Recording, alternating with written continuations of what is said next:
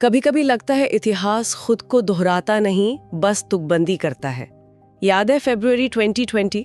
हम सब अपनी जिंदगी जी रहे थे, सब कुछ नॉर्मल लग रहा था और पर्दे के पीछे कोविड नाम का एक तूफान हमारी दुनिया को हमेशा के लिए बदलने की तैयारी कर रहा था। आज एआई को लेकर कुछ वैसी ही फीलिंग आ रही है। सूत्रों की माने तो ये बदलाव कोविड से भी कहीं ज्यादा बड़ा और गहरा होने वाला है। और यहीं से आज की हमारी पड़ताल का सबसे बड़ा सवाल खड़ा होता है। दुनिया की सबसे तेजी से बढ़ती अर्थव्यवस्था, दुनिया का आईटी हब, इन सब टैग्स के बावजूद क्या भारत एआई की इस रेस में असल में पीछे छूट रहा है? अगर हाँ, तो ऐसा क्यों हो रहा है? और क्या अब भी वक्त है कि हम इस दौड़ में वापस आ सकें? बिल्कुल। और इन सवालों का जवाब ढूंढने के लिए हमारे पास कुछ बहुत ही शानदार स्रोत हैं। इनमें हाल ही में हुए एक बड़े एआई समिट की आंखों देखी रिपोर्ट है, कुछ आर्टिकल्स हैं जो भारत की लॉन्ग टर्म स्ट्रैटेजी का विश्लेषण करते हैं, और कुछ डेटा है जो असलियत को आईना दिखाता है। हमारा मकसद साफ है, बड़े बड़े दामों से परे ये समझना कि भारत इस ग्लोबल एआई चेस बोर्ड पर असल में कहाँ खड़ा है। ठीक है, तो चलिए इसे खोलकर देखते हैं। शुरू करते हैं बड़ी पिक्चर से। ग्लोबल रेस में कौन कहाँ है? अमेरिका का तो केस साफ है, वो जेमिनाई, चैट जीपीटी, क्लॉड जैसे मॉडल्स के साथ लीडर की कुर्सी पर बैठा है। वजह भी साफ है, रिसर्च और डेवलपमेंट यानी R&D में अंधाधुंध पैसा और टैलेंट। हाँ, अमेरिका लीडर है, लेकिन ज्यादा दिलचस्प कहानी चीन की है।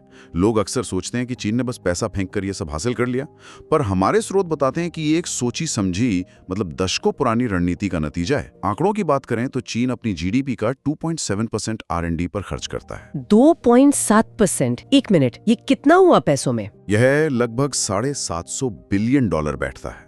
$750 बिलियन? That's unbelievable. ये तो कई देशों की पूरी जीडीपी से ज्यादा है। पर ये बदलाव कब और कैसे शुरू हुआ? चीन हमेशा से तो इतना खर्च नहीं कर रहा होगा। यही तो कहानी का सबसे दिलचस्प हिस्सा है। ये कोई रातों रात हुआ चमत्कार नहीं है। स्रोत बताते हैं कि इसकी नींव 1990 के दशक में ही रख दी गई थी, जब चीन ने जीनियस क्लासेस शुरू की थी। Genius classes? ये क्या था? ये एक तरह के स्पेशल प्रोग्राम थे जहां देश के सबसे होनहार बच्चों को चुना जाता था। हर साल लगभग 1 लाख से ज्यादा टीनेजर्स को फिजिक्स, मैथ्स और कंप्यूटर साइंस में इंटेंसिव ट्रेनिंग दी जाती थी।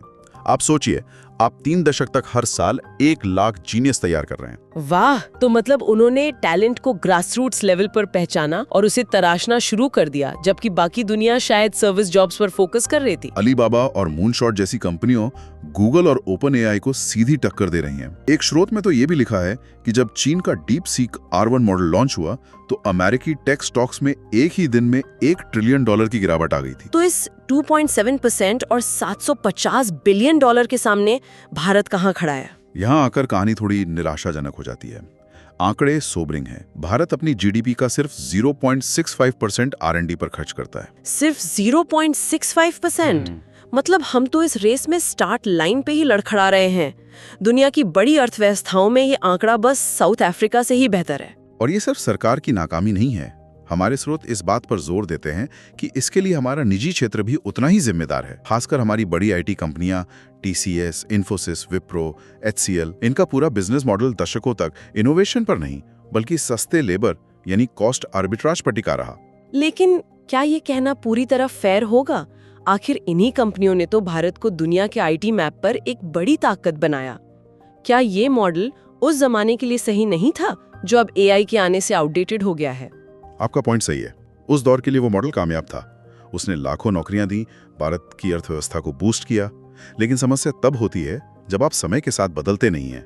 आंकड़े देखिए, ये बड़ी कंपनियां अपनी कुल बिक्री का औसतन सिर्फ 1% R&D पर खर्च करती हैं। सिर्फ 1%? हाँ, और अब इसके अंदर का विरोधाभास देखिए जो एक स्रोत ने उजागर किया है।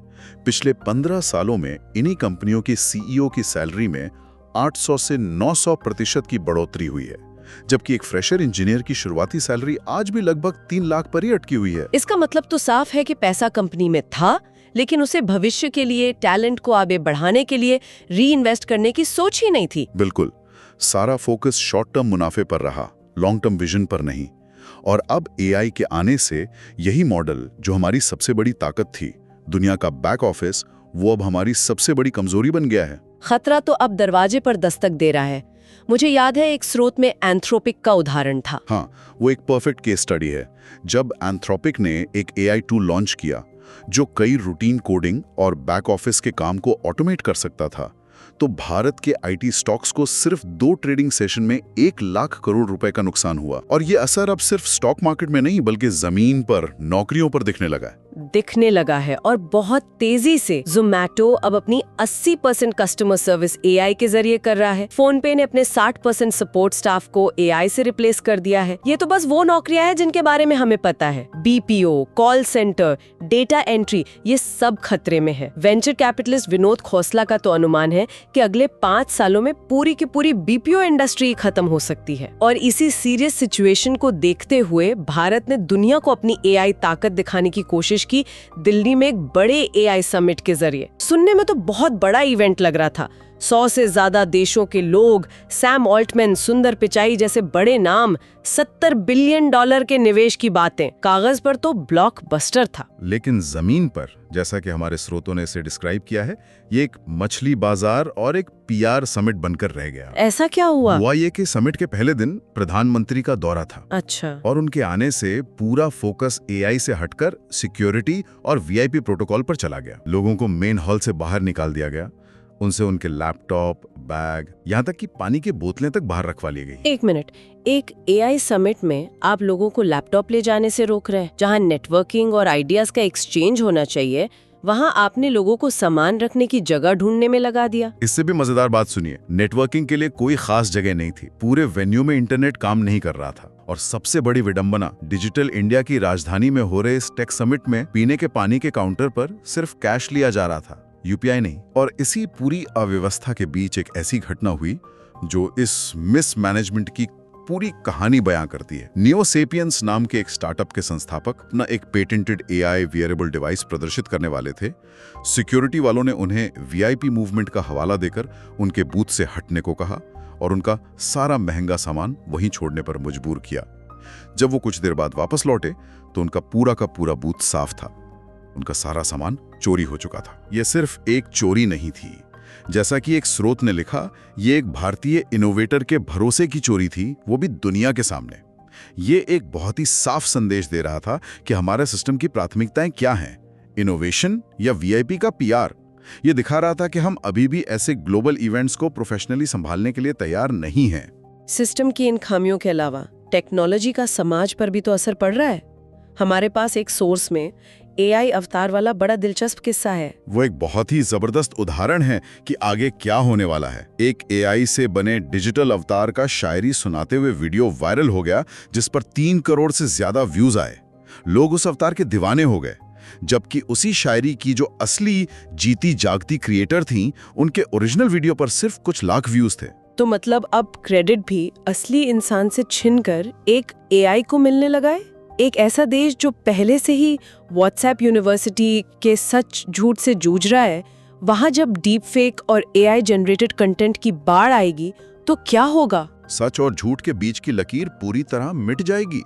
एक बहुत बड़ा सामाजिक खतरा है जिस पर कोई बात नहीं कर रहा। तो फिर रास्ता क्या है? इतनी सारी चुनौतियां हैं, आर&डी में कमी, प्राइवेट सेक्टर की बेरुखी, सिस्टम का फेलियर। सिर्फ समिट आयोजित करने से तो कुछ नहीं होगा। बिल्कुल नहीं, एक ठोस रोड मैप चाहिए और उसकी शुरुआत आर&डी और शिक्षा में भारी निवेश से ही होगी। हमें अपने विश्वविद्यालयों को वर्ल्ड क्लास रिसर्च हब बनाना होगा।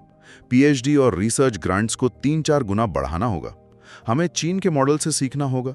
उन्होंने दशकों तक अपनी नींव मजबूत की है, तब जाकर आज वो इस मुकाम पर हैं।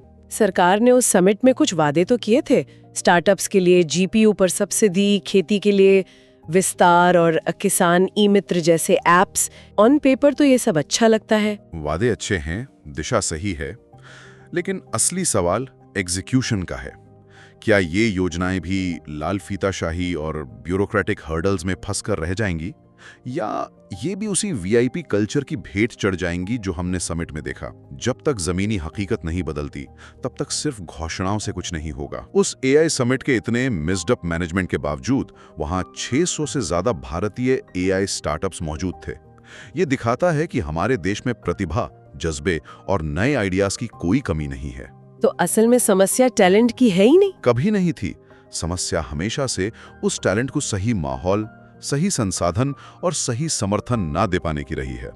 अगर हम आर&डी शिक्षा और इस ब्यूरोक्रेटिक कल्चर को नहीं बदल पाए, तो जैसा कि एक स्रोत में लिखा है, टेक्नोलॉजी का एक जोर का चमाटा पड़ने वाला है और उस झटके को सहने के लिए हम तैयार नहीं होंगे। तो कुल मिलाकर भारत एक बहुत ही नाजुक मोड़ पर खड़ा है। एक तरफ हमारे पास 100 करोड़ से ज्यादा इंटरनेट यूजर्स हैं, दुनिया की सबसे युवा आबादी है और कमाल का टैलेंट है, और दूसरी तरफ R&D में कम निवेश, पुरानी पड़ चुकी शिक्षा व्यवस्था और एक ऐसा सिस्टम है जो इनोवेशन को बढ़ावा देने के बजाय उसमें अड़चनें पैदा करता है। बिल्कुल, और हमारे स्रोतों से मिली सारी जानकारी हमें एक बहुत जरूरी सवाल पर लाकर छोड़ देती है।